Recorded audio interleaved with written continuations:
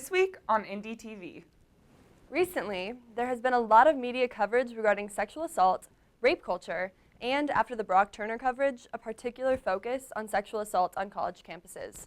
Stay tuned to hear what you need to know about how sexual assault is dealt with here at Fort Lewis College, as well as important statistics that you may not know.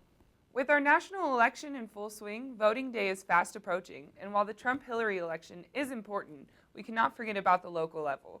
We break down what's in the local ballot so you can have a better understanding of the things you need to know before you vote. I'm Meryl Ramsey. And I'm Gabrielle Silva. And this is Indytv.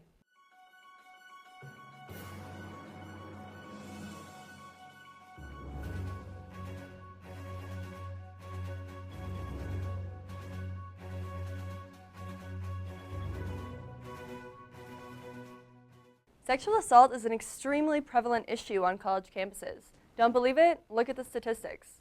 According to the National Sexual Violence Resource Center, 1 in 5 women and 1 in 16 men are sexually assaulted while in college. 1 in 5. 63% of all sexual assaults, 88% of child sexual abuse, and 90% of cases of sexual assault on college campuses are not reported to the police, making sexual assault the most underreported crime. If you are one of those people that are thinking, well, how many of these are legitimate claims? Maybe they didn't report it because it didn't happen. The NSVRC states that false reporting makes up between 2% and 10% of those reports. So for those not so inclined in mathematics, that means around 90% of reports are actually factual. In lieu of statistics like this, on Tuesday, October 18th, the FLC Sociology Club held a rally against sexual assault. And tonight, Friday, October 21st, FLC's Hispanic Resource Center, El Centro de Muchos Colores, will be screening The Hunting Ground, a documentary about the prevalence of sexual assault on college campuses.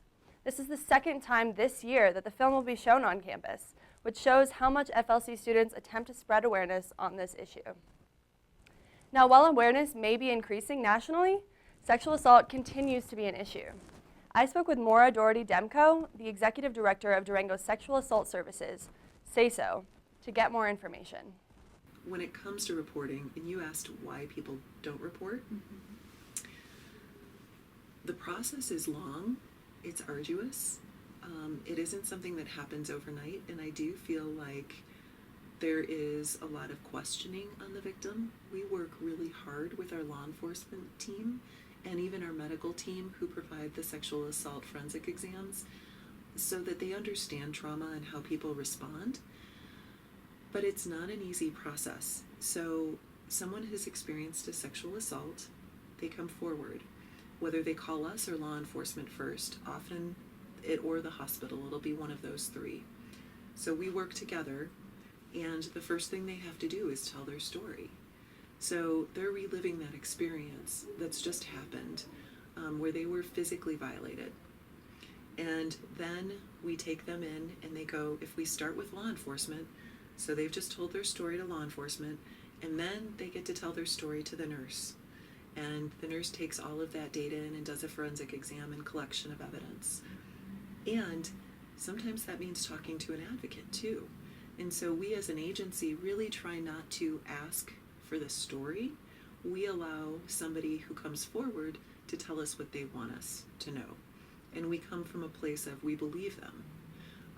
That I believe you is really important, because in our society, those who've experienced sexual violence, especially if they experience child abuse, they weren't believed often when they've shared that. And so it's really important to let them know that we believe them no matter what, and we start from that place. So then you talk about collection of evidence and initial reporting, and then there are interviews that are follow-up with investigators. And then if they have enough evidence to actually prosecute the case, it's taken to the DA.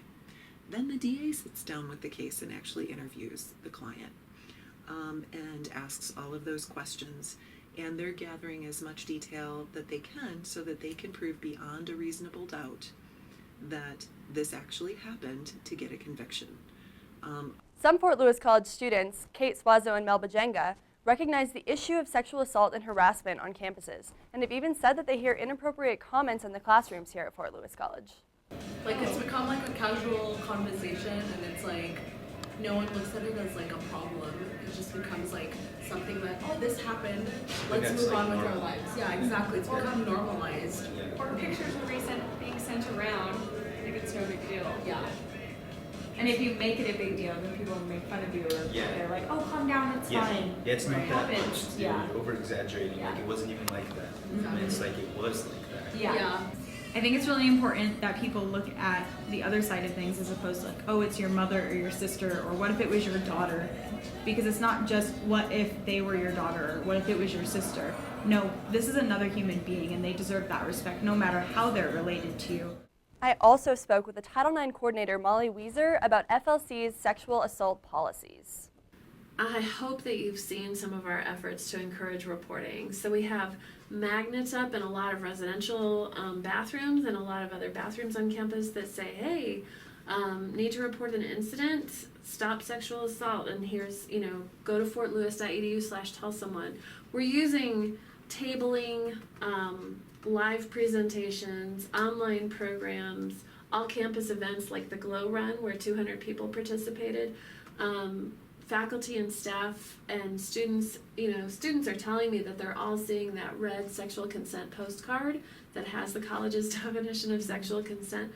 I had a raffle. You can see there's a box over there. It's full of like almost 200 raffle tickets, or drawing tickets rather, where students wrote their name and their contact info on one side, but on the other side they wrote 3 elements of sexual consent. Like, so all these students are just like doing a lot of learning about how to report, but also, how to prevent sexual assault. And so I feel like we're really doing our utmost. It's a big part of orientation, both the written materials and also, elephant in the room. All the orientation leaders are trained on these issues.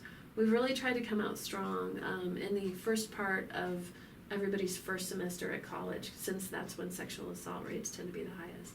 Sexual assault on college campuses is a very prevalent issue. It's really important that we're talking about these things, and I'm happy that students are taking initiative. There's a huge force on campus that you can definitely see is trying to work towards eliminating the sexual assault here. Although October 17th was the last day to register to vote through the voter registration drive, you can still register by mail or in person up to and on November 8th, Election Day.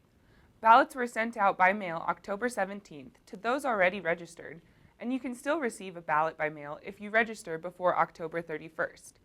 All ballots must be received by the election office by 7 p.m. November 8th. Be aware that if you are mailing it in, you need to do so by October 31st to make sure it gets in on time.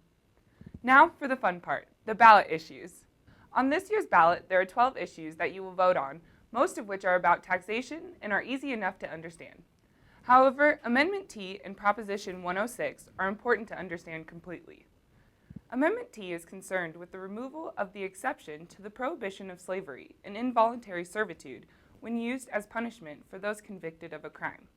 Essentially, this issue is whether or not you believe that prisoners can be used as free labor if you see that as a loophole that reverts back to slavery. On one hand, they are prisoners and may not be able to contribute to society in another way, but on the other hand, this loophole could become an incentive to increase incarceration rates, and cracking down and incarcerating more criminals would equate to more free labor. John W. Odenheimer published an interesting letter to the editor in the Denver Post about Amendment T that discusses how it may be flawed. Odenheimer points out that by removing the exception of involuntary servitude, that may also increase incarceration, as community service will no longer be an option to those that commit minor crimes. Proposition 106 is concerned with the legalization of assisted suicide. If passed, this proposition would allow those mentally capable with a medical prognosis of death by terminal illness within 6 months to receive self-administered medication from a willing licensed physician that would ultimately lead to their death. The proposition adds that the patient would be informed of other options, would have to be diagnosed by 2 licensed physicians for confirmation, and that the physician would be granted immunity from civil and criminal liability if the patient chooses to self-administer the medication. There's a lot on this ballot that I think is really important for students to know about, and I hope that people are really paying attention. Of course, it's a big year for us. We need to make sure we read the entire ballot. For all your campus and community news, make sure to check out the big yellow boxes around campus for our latest print issue. I'm Meryl Ramsey, And I'm Gabrielle Silva. and this is Indytv. We'll see you next time.